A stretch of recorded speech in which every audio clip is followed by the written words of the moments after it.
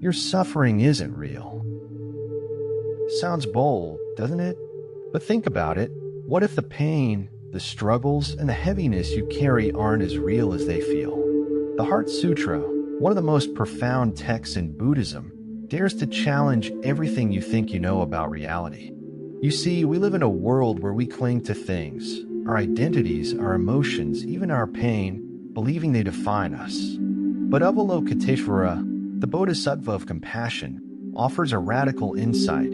Everything you hold on to, everything you think is permanent, is empty. Now, before you dismiss this as philosophical mumbo-jumbo, let me ask you, how would your life change if you truly believed that the things causing your suffering weren't real?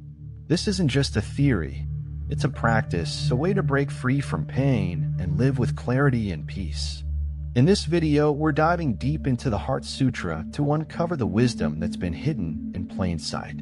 Stick around, and by the end, you'll see life and yourself in an entirely new light. Oh, and before we get started, don't forget to like this video and subscribe to the channel. Trust me, you won't want to miss the insights we're about to share. Lesson 1. Form is empty. Empty is form. Form is empty, and empty is form. These words sound almost like a riddle, don't they? Yet, they carry one of the deepest truths ever shared. Avalokiteśvara, in his profound wisdom, tells us that what we see, touch, and feel as solid is actually, well, not. Everything you call real, your body, your belongings, even your relationships, is made up of constantly shifting elements. Take a simple example. Think about your favorite chair. It feels sturdy, right? But it's just what that once was a tree, that once was soil, sunlight, and rain. And someday, that chair will break down into fragments and return to the earth. The chair is not truly a chair in essence. It's a fleeting form, shaped by conditions. Now apply that to yourself. What do you define as you? Your face? Your career? Your memories? All of these are like that chair, impermanent, always changing, always interconnected with something else. Understanding this doesn't mean nothing matters. Quite the opposite, it frees you from the illusion that things are fixed. It helps you let go of unnecessary stress, like holding on to a grudge or obsessing over things you can't control. For example, if someone criticizes you, instead of clinging to the hurt, you could think, this moment, this feeling, it's just passing through. When you realize that form is empty, you stop being so tightly bound by what happens to you. And guess what? That's where freedom begins. But if form is empty, what about everything else? Emotions, thoughts, your very consciousness. What about them? Lesson 2. The emptiness of the 5 aggregates. If form is empty, what about everything else that makes up our human experience? Sensations, thoughts, perceptions? Avalokiteśvara doesn't stop at just the physical. He reveals that the 5 aggregates, the building blocks of who we think we are also empty. Let's break it down. These aggregates, called skandhas, include 1 form, your physical body. 2 sensations, what you feel like pleasure or pain. 3 perceptions, how you interpret the world around you. 4 mental formations, your habits, thoughts, and impulses. 5 consciousness, your awareness of it all. Now here's the catch. None of these are permanent. Think about a strong emotion like anger. When you're in it, it feels overwhelming, all-consuming. But where does that anger go after a few hours or days? It dissolves, leaving behind only a trace, if anything. And that's Avalokiteśvara's point. These aggregates don't define you.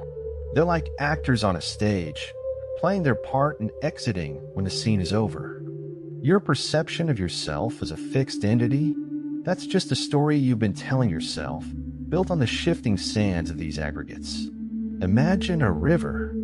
It's always moving, changing, never the same. Now imagine calling one part of that river It doesn't make sense, right? You're not a fixed object. You're a dynamic flow. Here's the practical takeaway. When you feel trapped by an emotion or thought, remind yourself that it's just one of the aggregates at play. It's not the whole of you. Meditation can help you notice these passing elements, like clouds drifting through the sky, without clinging to them. But if these aggregates are empty, how does that help with suffering? What's the way out of this endless cycle? Lesson 3. The path beyond suffering. Suffering, it's something every one of us has felt. Heartbreak, failure, fear of the unknown. We all carry these burdens, don't we? Avalokiteśvara, through the Sutra of the Heart, gives us a way to finally set them down. Here's the thing. Suffering isn't caused by what happens to us. It's caused by how tightly we cling to things, people, emotions, even our identities. We hold on, trying to keep things exactly as they are, but the truth is nothing stays the same. The pain comes from our refusal to let go. Imagine this, you're clutching a burning coal. The tighter you grip it, the more it burns. The moment you let it go, the pain stops. The sutra shows us that by understanding the emptiness of all things, their lack of permanence or fixed nature, we can loosen our grip on that coal. Now, how do you practice this? Start small. The next time you feel frustration, say, waiting in line, take a breath. Remind yourself, this moment isn't permanent, and neither is my annoyance. It will pass. Meditation also helps. Spend 10 minutes each day simply observing your thoughts. Notice how they come and go, like waves in the ocean. This isn't about detachment in a cold, uncaring way. It's about living lightly, freeing yourself from the chains of unnecessary suffering. And when you've begun to release this suffering, there's something even deeper waiting, something that echoes in the final mysterious words of the sutra, the mantra. Lesson 4. The power of the mantra. At the end of the Heart Sutra lies a phrase that seems simple, but carries the weight of profound transformation. Gate, Pāragate, Pārasaṃgate, Bodhi, Svāhā. These words are more than just syllables. They're a roadmap, a guide to crossing from confusion to clarity, from suffering to liberation. The mantra invites us to go beyond, not just once, but again and again, deeper each time, until we reach awakening. Think of it like climbing a mountain. Each step forward might feel small, but every step takes you closer to the summit. That's the mantra in action, a call to move forward, to let go of what's behind, and trust the process of discovery. How can you use this in daily life? Recite it during moments of stress or uncertainty. Say it aloud or silently in your mind. For example, if you're overwhelmed at work, pause, close your eyes, and repeat the mantra. It's not about solving the problem instantly, but about shifting your mindset, opening up space for calm and clarity. The mantra is also a reminder that the journey to awakening isn't linear.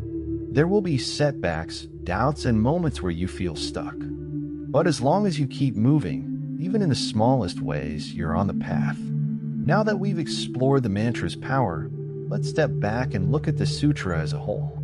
What does it mean for your life? And how can you begin to embody its teachings in every step you take? The Heart Sutra isn't just a text to read. It's a guide to live by. Its wisdom invites you to see beyond the surface, to let go of the illusions that bind you, and embrace the freedom that comes with understanding the emptiness of all things. Think about your life for a moment. How often do you hold on to things, grudges, expectations, fears, believing they define you? What if you could release that weight? The teachings of Avalokiteśvara are a reminder that you can. You don't have to cling to what hurts you, and you don't have to fight every wave that comes your way. But here's the challenge. These ideas are simple, yet living by them takes practice. So, where do you start? By being curious.